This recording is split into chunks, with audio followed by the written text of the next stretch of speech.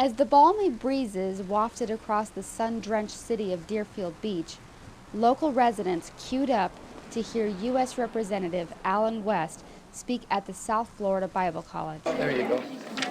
Thank you very much. Even though West's flight was delayed by nearly an hour due to snow in D.C., the eager crowd was content to wait, entertained by colorful stories from Broward Sheriff Al Lamberti and Deerfield Beach Mayor Peggy Noland. When I first had the opportunity to meet Congressman West, he was not a congressman yet. I found out that for years, Allen West ran in the Dun Run here in Deerfield Beach, and he was always the gentleman carrying the big American flag. Then the next time I had the opportunity to be with Allen West, he was a congressman. As soon as he got elected, about 2 weeks after, he contacted my office and he asked if he could come in and sit and meet with me. And I have to say, I was a commissioner for 12 years, and I've been the mayor of the city of Deerfield Beach for 2, and this is the first time that a congressman has called the city of Deerfield Beach and asked to come in and meet with the mayor. So I think we're very, very lucky to have Congressman West. It was standing room, even sitting room only, as West emerged from the wings to a crowd of around 400 and a standing ovation.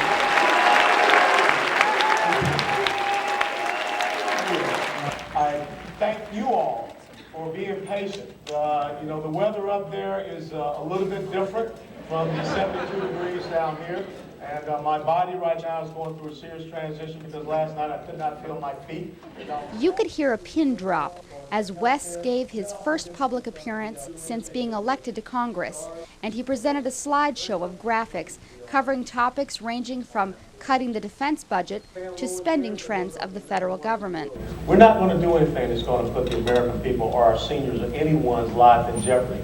And I don't want to hear all of this fear-mongering and the use of propaganda against what you all know that we must do. It is time that we start to talk to the American people as adults and stop talking to them like children.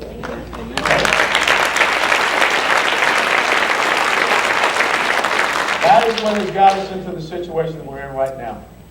Drill sergeants used to tell me, don't go around blowing sunshine up someone's you-know-what and telling us all rosy and pretty outside, okay? These are tough times, but we're going to see our way through it because the great thing about Americans, we always find a way, and we're going to find a way now. One of West's greatest concerns was the federal budget being consumed by entitlement programs such as Social Security, Medicare, and Medicaid. We cannot continue with the big 3 entitlement programs, Social Security, Medicare, and Medicaid, to run on autopilot. If that's what you want, then by 2045, the United States of America will be a permanent borrower nation, because those 3 programs will subsume our entire GDP. How many people out there got children? How many people out there have grandchildren? Are you willing to be the first generation of Americans to leave less than what was left for you? Following the slideshow presentation, West engaged his audience in an interesting way. How many people here reside in Congressional District 22? Please stand. Please stand. Okay? Now, of those of you that are standing that reside in Congressional District 22, if you voted for me, sit down.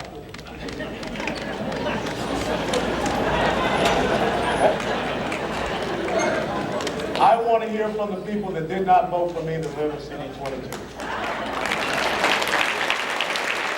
West took questions from the crowd and wrapped up his town hall meeting promptly at 9 p.m., but remained in the auditorium long afterward to answer questions from members of the media and his constituents. I think we covered a good spectrum of issues, but really I wanted people to understand the economic issues and where we are right now. I think this is fantastic, and as I mentioned that I am not in Congressman West's district, I supported his election because I full-heartedly believe in him and that he is a true American, which is so hard to find. I like Allen West a lot.